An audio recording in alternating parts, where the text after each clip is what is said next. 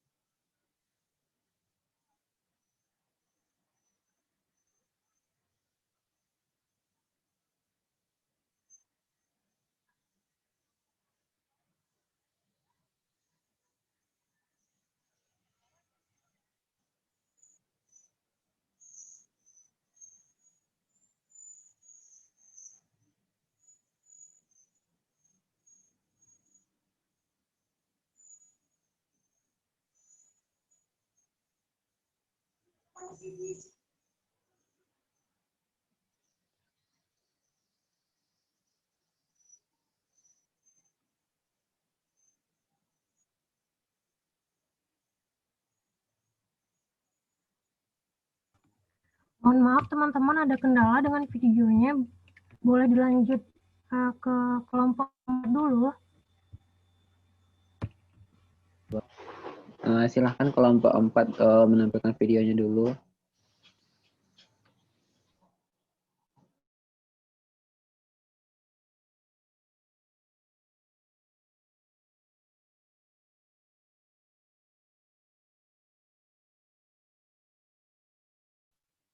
hostnya pindahin ke Andini ya.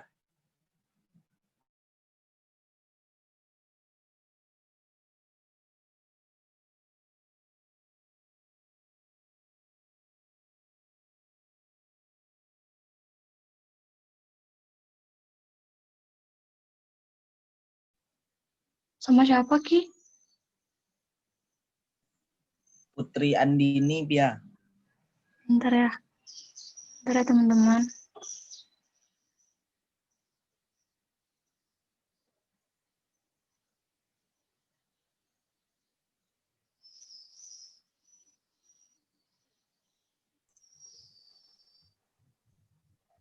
Assalamualaikum warahmatullahi wabarakatuh. Baiklah teman-teman, kami akan menampilkan video presentasi kelompok kami tentang kebijakan dan pembiayaan kesehatan masyarakat.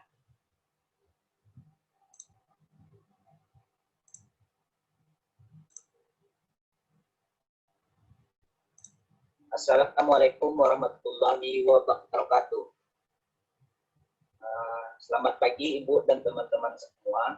Pada kesempatan kali ini, kami dari kelompok 4 akan mempresentasikan materi hasil diskusi kami mengenai kebijakan pembiayaan kesehatan di Indonesia dengan dosen pengampu Ibu Syafrawati, SKM Profil. Sebelumnya, kami akan memperkenalkan anggota kelompok kami terlebih dahulu. Yang pertama, saya dengan 1001. Yang kedua, Putri Andini, PP 2063. Yang ketiga, Sadia Olida Putri, PP 2067. Dan yang keempat, YC dengan PP 1057.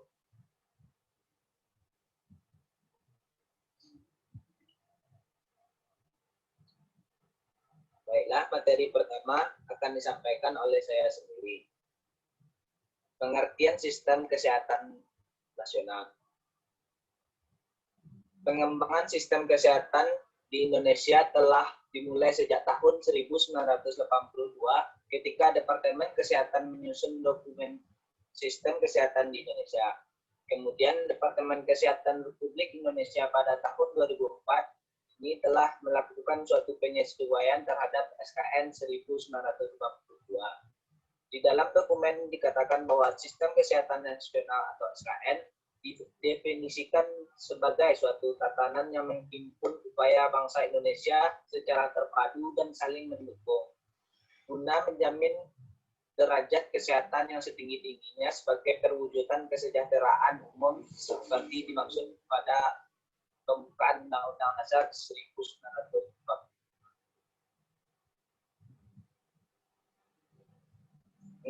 Selanjutnya yaitu maksud dan kegunaan sistem kesehatan nasional.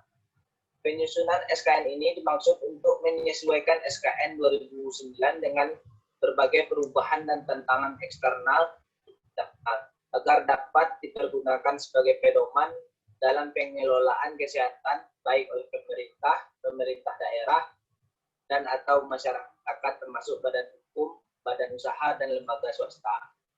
Tersusunnya SKN ini mempertegas makna pembangunan kesehatan dalam rangka pemenuhan hak asasi manusia, memperjelas penyelenggaraan pembangunan kesehatan sesuai dengan visi dan misi rencana pembangunan jangka panjang bidang kesehatan tahun 2005 sampai 2025 RPJPK, memantapkan kemitraan dan kepemimpinan yang transformatif, melaksanakan pemerataan upaya kesehatan yang terjangkau dan bermutu, meningkatkan investasi kesehatan untuk keberhasilan pembangunan nasional.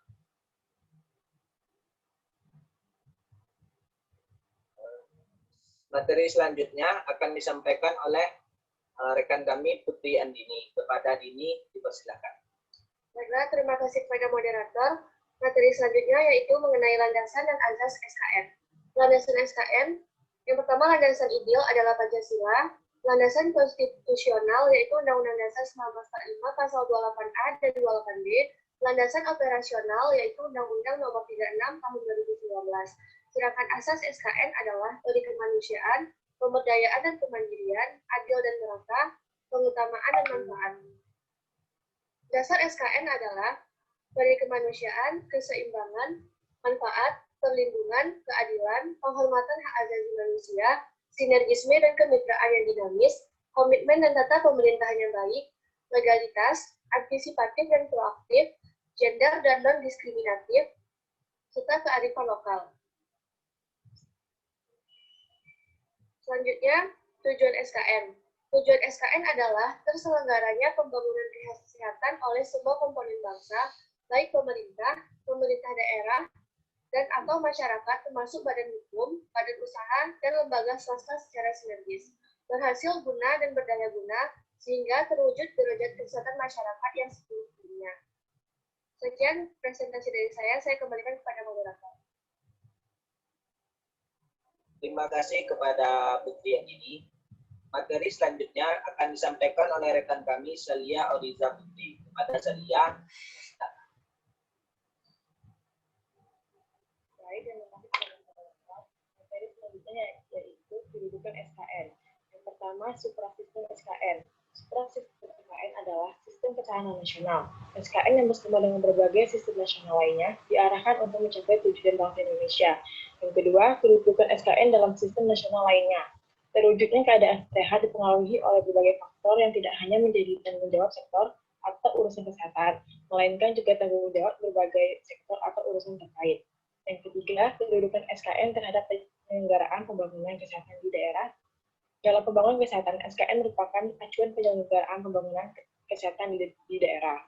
Dan yang terakhir, yang keempat, kedudukan SKN terhadap berbagai sistem kemasyarakatan termasuk swasta. Dalam kaitan ini, SKN dipergunakan sebagai acuan bagi masyarakat dalam berbagai upaya kesehatan. Materi selanjutnya, pengorganisasian dalam sistem kesehatan nasional. Yang pertama, subsistem SKN. Yang pertama ada subsistem upaya kesehatan, subsistem pembiayaan kesehatan, subsistem sumber daya manusia kesehatan, subsistem sediaan farmasi, alat kesehatan dan makanan, subsistem manajemen informasi dan regulasi kesehatan, dan yang terakhir subsistem pemberdayaan masyarakat. Penyelenggaraan SKN, yang pertama ada UKM atau upaya kesehatan masyarakat, dan yang kedua atau upaya kesehatan perorangan. Baik, sekian dari penjelasan dari saya kembalikan kepada moderator. Terima kasih kami ucapkan kepada Celia Oriza Putri. Materi selanjutnya akan disampaikan oleh rekan kami Uwais. Kepada Uwais, dipersilakan. Baiklah, saya akan melanjutkan materi berikutnya tentang sistem pembiayaan kesehatan di Indonesia. Sistem adalah gabungan dari elemen-elemen yang saling dihubungkan oleh suatu proses atau struktur yang berfungsi sebagai satu kesatuan organisasi dalam upaya menghasilkan sesuatu yang telah ditetapkan. Sedangkan biaya kesehatan adalah besarnya dana yang harus disediakan untuk menyelenggarakan atau memanfaatkan berbagai upaya kesehatan yang diperlukan oleh perorangan, keluarga, kelompok, dan masyarakat. Dari pengertian di atas, maka dapat saya simpulkan bahwa biaya kesehatan itu dapat ditinjau dari dua sudut, yakni yang pertama, sebagai penyedia pelayanan kesehatan. Biaya kesehatan dari sudut penyedia pelayanan kesehatan adalah besarnya dana yang harus disediakan untuk menyelenggarakan upaya kesehatan. Yang kedua, pemakai jasa pelayanan kesehatan. Biaya kesehatan dari sudut pemakaian jasa pelayanan kesehatan adalah besarnya dana yang harus disediakan untuk dapat memanfaatkan jasa pelayanan. Selanjutnya, sumber, macam, dan syarat pokok pembiayaan kesehatan. Yang pertama, sumber biaya kesehatan. Yang pertama, dari sumber biaya kesehatan itu sendiri, seluruhnya itu bersumber dari pemerintah. Tergantung dari sistem pemerintahan yang dianut. Ditemukan di negara yang bersumber biaya kesehatan yang sepenuhnya ditanggung oleh pemerintah. Kemudian, sebagian ditanggung oleh masyarakat. Pada beberapa negara, sumber dana kesehatan itu juga berasal dari masyarakat. Pada negara seperti ini, masyarakat diajak berperan serta dalam menyelenggarakan upaya kesehatan itu. Yang kedua, macam dari biaya kesehatan itu sendiri. Ada biaya pelayanan kedokteran. Biaya yang dimaksud adalah yang dibutuhkan menyelenggarakan atau memanfaatkan pelayanan kedokteran, yang tujuan utamanya untuk mengobati penyakit serta memulihkan kesehatan penderita. Dan yang kedua, ada biaya pelayanan kesehatan masyarakat. Yang ketiga, syarat pokok penyedia, syarat pokok pembiayaan kesehatan. ada jumlah, penyebaran, dan pemanfaatan. Selanjutnya, sistem pembiayaan kesehatan di Indonesia. Sistem pembiayaan kesehatan di Indonesia yang berlaku saat ini adalah Jaminan Kesehatan Nasional yang dimulai pada tahun 2014 yang secara bertahap menuju ke Universal Health Coverage. Tujuan Jaminan Kesehatan Nasional secara umum yaitu mempermudah masyarakat untuk mengakses pelayanan kesehatan dan mendapatkan pelayanan kesehatan yang bermutu. Interferensi pemerintah dalam pembiayaan kesehatan masyarakat Indonesia juga dalam Perpres nomor 72/2012 dalam sebuah ayat yang menyampaikan bahwa pembiayaan kesehatan Indonesia berasal dari sumber seperti pemerintah, swasta, organisasi, masyarakat, dan masyarakat itu sendiri. Terima kasih, saya kembalikan kepada moderator. Baiklah, dengan berakhirnya materi tadi, maka berakhir pula lah presentasi kami pada pagi hari ini. Saya sebagai moderator mewakili teman-teman saya dari kelompok 4 mengucapkan terima kasih atas perhatiannya. Mohon maaf atas segala kekurangan. Kami sudahi dengan Assalamualaikum warahmatullahi wabarakatuh.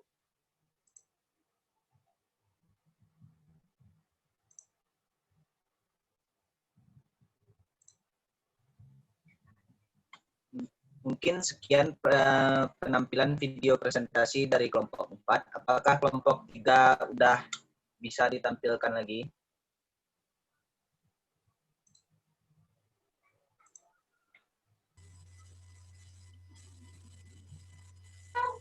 Insya Allah bisa, Ran. Dicoba dulu ya, bentar teman-teman.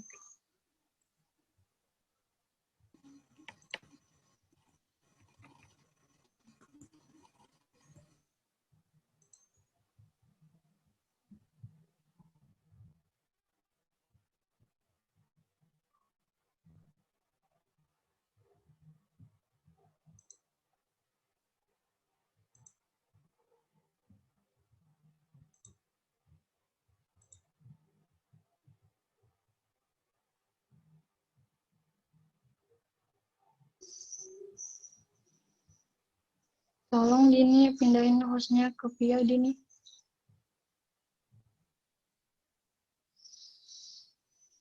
Ya.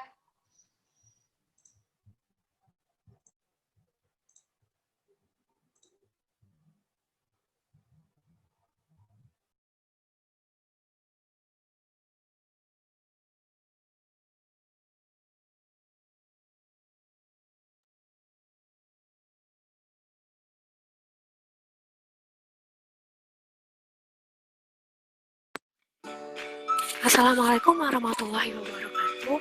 Halo semuanya. Pada kesempatan kali ini, kami akan mempresentasikan administrasi kebijakan kesehatan oleh kelompok 3. Kelompok 3 beranggotakan 4 orang, Mutia Lukiana, Noviana Sinta Dewi, saya Rani Basmir sebagai moderator, dan Risa Fardi. Untuk pokok pembahasannya terdiri dari 3. Yang pertama, definisi administrasi kesehatan. Kedua, tahapan manajemen program kesehatan masyarakat, dan ketiga, konsep manajemen dalam problem solving cycle masalah kesehatan masyarakat. Untuk materi pertama mengenai definisi administrasi kesehatan akan dijelaskan oleh Noviana. Definisi administrasi kesehatan. Yang pertama, pengertian administrasi. Menurut Azra Azra, administrasi berasal dari kata administrer, yaitu dari bahasa Latin. Artinya pada, ministrair artinya melayani. Dengan demikian, jika ditinjau dari asal kata administrasi, berarti memberikan pelayanan kepada masyarakat. Yang kedua, menurut Coons O'Donnell, administrasi adalah upaya mencapai tujuan yang diinginkan dengan menciptakan lingkungan kerja yang menguntungkan. Yang ketiga, menurut Robert J. Calkins dalam bukunya The Art of Administration and the Art of Science, administrasi sebagai kombinasi antara pengambilan keputusan dengan pelaksanaan dari keputusan tersebut untuk mencapai tujuan yang telah ditetapkan. Jadi, administrasi merupakan wadah dan proses yang menentukan kebijakan, di mana organisasi dan manajemen dipakai sebagai sarana untuk menentukan kebijakan umum dengan memanfaatkan organisasi dan proses manajemen dalam usahanya untuk mencapai tujuan. Yang kedua, apa itu kesehatan? Menurut Perkin, sehat sebagai suatu keadaan seimbang yang dinamis antara bentuk dan fungsi tubuh dengan berbagai faktor yang mempengaruhinya. WHO mempunyai dua definisi tentang kesehatan. Yang pertama dirumuskan pada tahun 1947. Sehat adalah suatu keadaan sejahtera sempurna dari fisik, mental, dan sosial. Definisi kedua dirumuskan pada tahun 1957 yang menyebutkan bahwa sehat sebagai suatu keadaan atau suatu kualitas dari organ tubuh yang berfungsi secara wajar dengan segala faktor keturunan ataupun lingkungan yang dipunyainya. Jadi, administrasi kesehatan adalah suatu proses yang menyangkut perencanaan, pengorganisasian, pengarahan, pengawasan, pengkoordinasian, dan penilaian terhadap sumber, tata cara, dan kesanggupan yang tersedia untuk memenuhi kebutuhan dan tuntutan akan kesehatan, perawatan kedokteran, serta lingkungan sehat dengan menyediakan dan menyelenggarakan berbagai upaya kesehatan perorangan, kelompok, dan masyarakat. Selanjutnya yaitu fungsi administrasi, yang dibedakan atas 4 macam. Yang pertama, perencanaan, termasuk perencanaan pembiayaan. Yang kedua, pengorganisasian, yang di dalamnya termasuk penyusunan staf. Yang ketiga, pelaksanaan, yang di dalamnya termasuk pengerahan dan pengkoordinasian. Yang keempat, penilaian, yakni dalam rangka melihat apakah rencana yang telah disusun dapat dicapai atau tidak. Tahapan manajemen program kesehatan masyarakat. Tahapan kebijakan kesehatan adalah keseluruhan pola dalam pembuatan kebijakan kesehatan yang melibatkan hubungan masalah, perumusan, implementasi, dan evaluasi dampaknya terhadap masyarakat.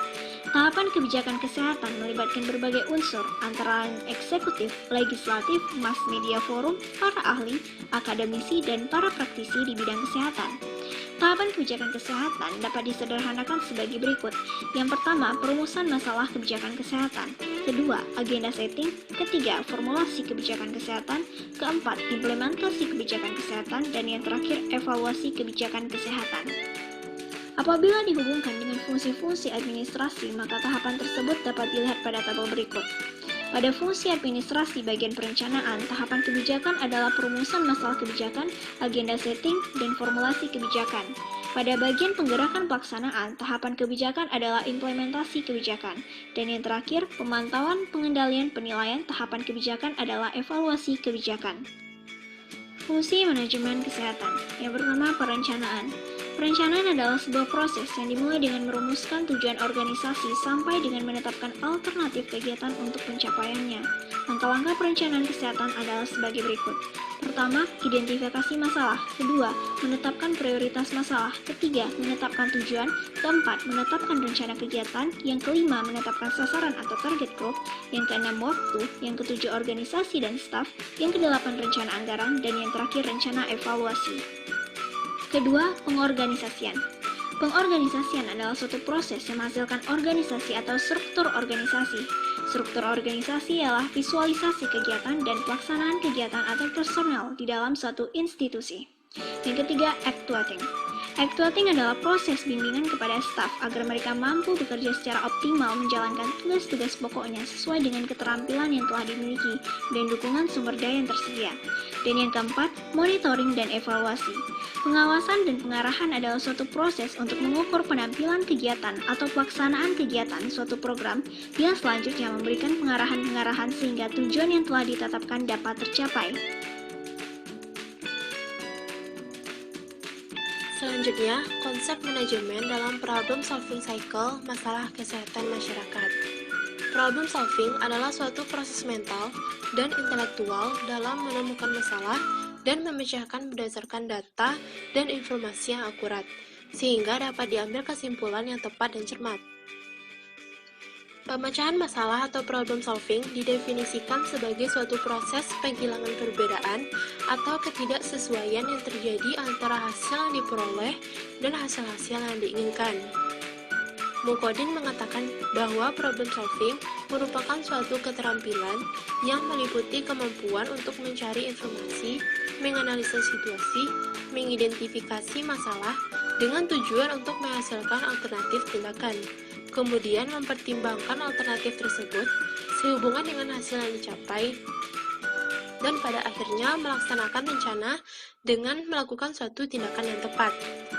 Problem solving yaitu suatu pendekatan dengan cara problem identification untuk ke tahap sintesis. Kemudian dianalisis, yaitu pemilahan seluruh masalah sehingga mencapai tahap application. Selanjutnya comprehension untuk mendapatkan solusi dalam penyelesaian masalah tersebut. Problem solving adalah suatu pendekatan di mana langkah-langkah berikutnya sampai lebih bersifat kuantitatif yang umum. Sedangkan langkah-langkah berikutnya sampai dengan penyelesaian akhir lebih bersifat kuantitatif dan spesifik.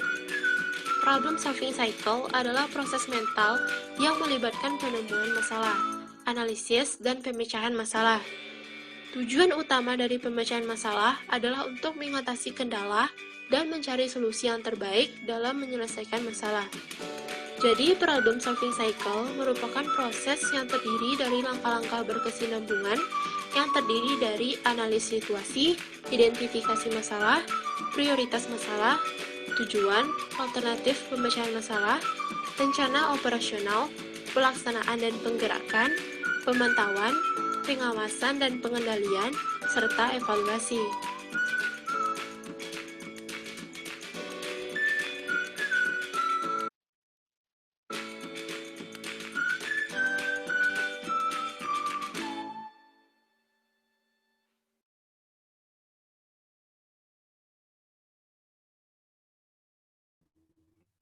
Sekian presentasi dari kelompok 3. Apabila ada kesalahan atau kekurangan, mohon dimaafkan. Saya akhiri presentasi pada hari ini. Assalamualaikum warahmatullahi wabarakatuh. Waalaikumsalam warahmatullahi wabarakatuh.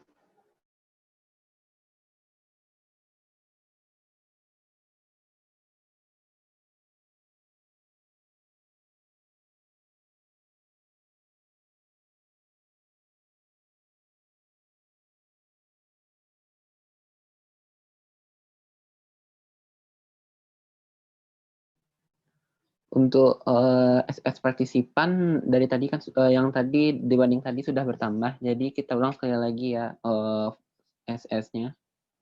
Kepada Nurul dipersilahkan. Baik ya.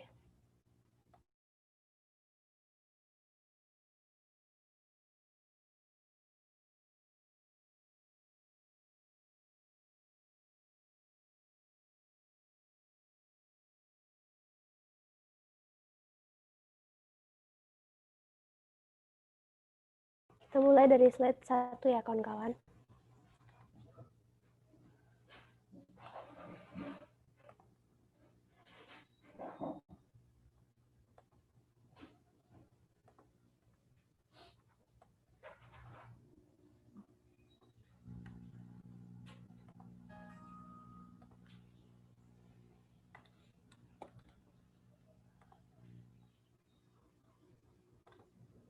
Selanjutnya slide kedua.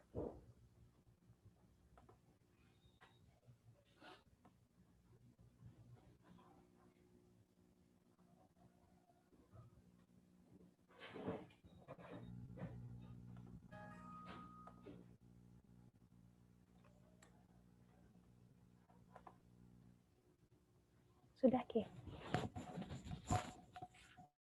Terima kasih kepada Nurul. Dengan berakhirnya penyampaian materi dari kelompok 3 dan kelompok 4 tadi, berarti sesi diskusi kita lanjutkan di e-learn. Terima kasih atas perhatiannya. Assalamualaikum warahmatullahi wabarakatuh. Waalaikumsalam warahmatullahi wabarakatuh. Waalaikumsalam. Terima kasih. Terima kasih.